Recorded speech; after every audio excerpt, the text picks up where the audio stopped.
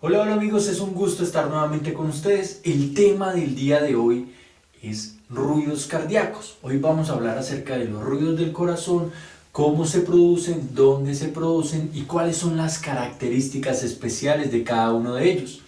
Entonces, para eso tengo este dibujo, el cual presenta una línea de tiempo. Fíjense, el momento donde se genera la sístole y el momento en el cual se genera la diástole. Además tengo una representación muy general y muy sencilla de la caja torácica, la clavícula, acá la encontraríamos, y los espacios intercostales del 1 al 6. Y en esta parte también una representación muy elemental de nuestro corazón. Acá tenemos el corazón derecho, el ventrículo derecho, esto representaría la aurícula derecha, la arteria pulmonar, el ventrículo izquierdo, la aurícula izquierda y la arteria aorta. Entonces, para hablar de los ruidos, en primer lugar debemos ponernos en un lugar del ciclo cardíaco. Claro, tratemos de buscar un punto de partida en el cual estudiemos los movimientos, la dinámica del corazón y así podamos comprender el origen de los sonidos. Entonces, ¿cuál va a ser nuestro punto de inicio? Acá, fíjense, en la sístole, al inicio de la sístole vamos a comenzar el estudio de los ruidos cardíacos. Si pueden ver, la sístole naturalmente se continúa con la diástole y nuevamente este dibujito representa el inicio de una nueva sístole, tal que la parte de abajo, aquí en la esquina, tengo el final de una diástole. Entonces es en este punto donde vamos a iniciar el estudio del corazón. Y la pregunta es acá, al final de esta diástole, es decir, al inicio de esta sístole, ¿cómo se encuentra el corazón? ¿Cuál es el estado del corazón en este punto?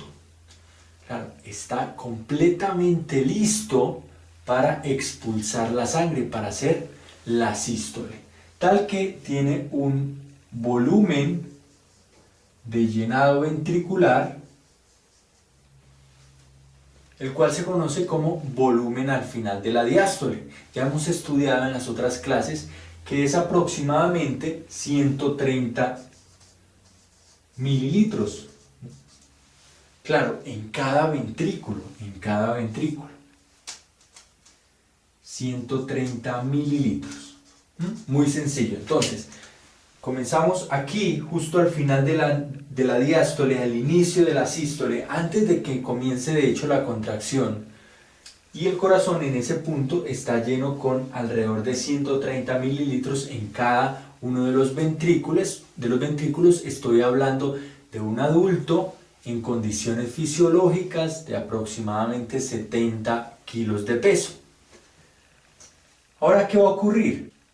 Se va a iniciar el proceso de contracción de los ventrículos. Pero antes revisemos una cosa, y es cómo se encuentran o en qué posición están las válvulas. La válvula mitral del componente aurículo-ventricular izquierdo, la válvula tricúspide del componente aurículo-ventricular derecho y las válvulas ventrículo-arteriales, tanto pulmonar como aórtica.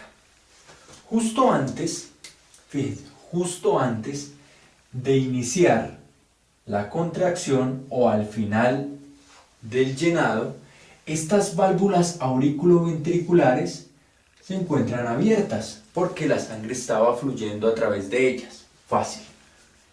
Las válvulas auriculoventriculares estaban abiertas y las válvulas pulmonar y aórtica cerradas. Naturalmente.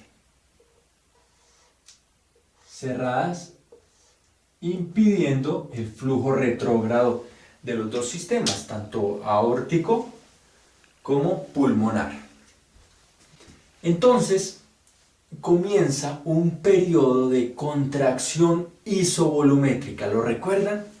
¿Recuerdan que vimos en nuestra curva de presión y de volumen, que era un cuadradito así, veíamos que había un momento en el cual el corazón, durante la sístole, comenzaba la contracción, pero no movilizaba sangre. La cantidad de sangre dentro de los ventrículos era la misma, era aproximadamente 130 mililitros.